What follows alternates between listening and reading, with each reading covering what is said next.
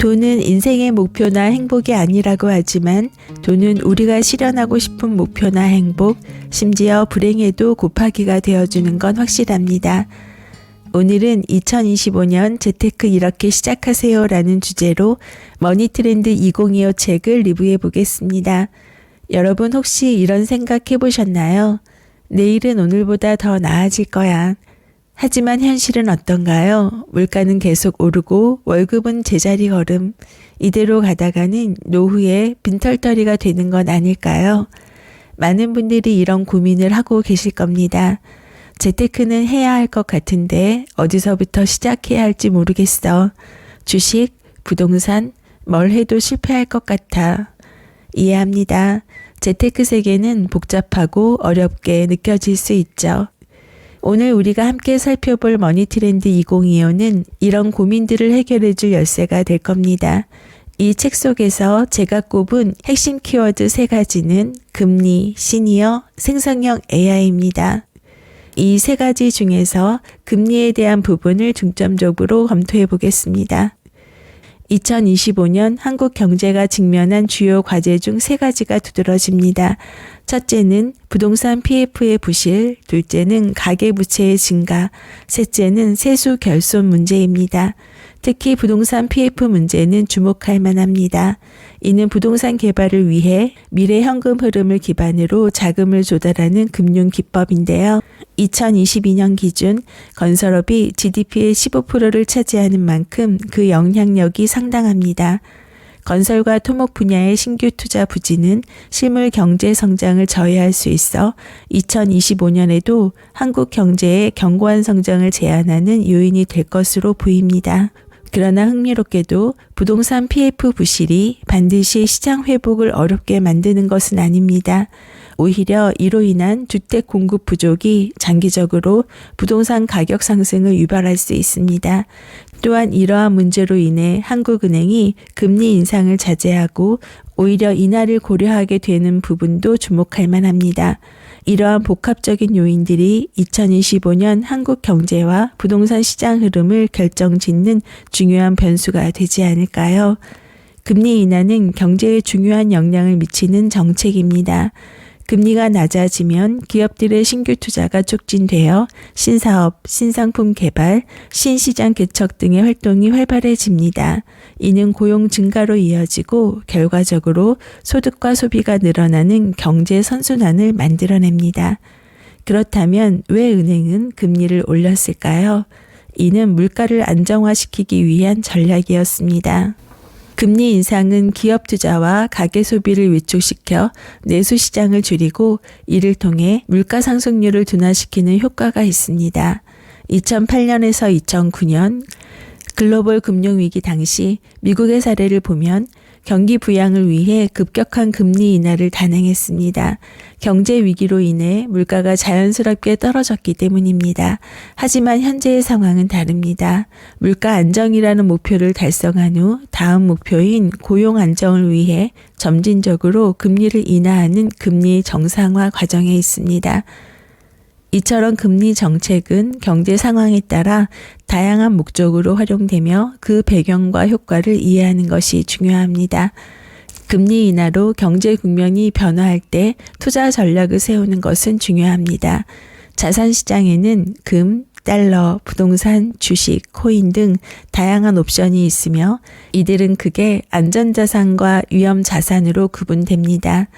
주식시장의 흐름을 예로 들면 2020년 코로나19 위기 때는 주가 하락 후 급격한 금리 인하, 그리고 주가 상승이라는 순서로 진행되었습니다. 하지만 2024년에서 2025년의 상황은 다릅니다. 따라서 단순히 금리 인하가 곧바로 주가 상승으로 이어질 거라고 예측하는 것은 위험할 수 있습니다. 그러나 금리 인하 시 주가 상승에 대한 기대감으로 일부 투자자들이 수익 실현을 위해 주식을 매도할 가능성이 있습니다. 주식시장은 투자자들의 복잡한 심리가 작용하는 곳이기 때문입니다. 결과적으로 금리 인하에도 불구하고 주식시장이 지속적으로 강한 상승세를 보이기는 어려울 수 있습니다. 따라서 투자자들은 단순히 과거의 패턴을 따르기보다는 현재의 경제 상황과 시장 동향을 종합적으로 분석하여 신중하게 투자 결정을 내려야 합니다. 금리는 부동산 가격에 막대한 영향을 미치는 중요한 지표입니다. 자산 가격 측면에서는 낮은 금리가 유리하지만 임차료 측면에서는 경제 성장률과 연관되어 복잡한 영향을 미칩니다. 따라서 금리가 부동산에 미치는 영향은 긍정적일 수도 부정적일 수도 있습니다. 금리를 정확히 판단하기 위해서는 경제 성장률과 함께 고려해야 합니다. 현재의 금리가 부담되는 수준인지 완화적인지를 비교할 수 있기 때문입니다. 2025년의 금리 환경은 2024년보다 자산 가격에 우호적일 것으로 예상됩니다. 시장 금리가 한국은행의 금리보다는 6개월에서 1년 정도 선행하는 경향이 있어 2025년에도 이러한 흐름이 계속될 것으로 보입니다. 특히 경제 성장률이 크게 훼손되지 않는 상황에서 금리 하락 속도가 빨라진다면 이는 집가 상승의 요인이 될 수 있습니다. 따라서 2025년의 부동산 시장에서 금리는 매우 중요한 요소로 작용할 것입니다.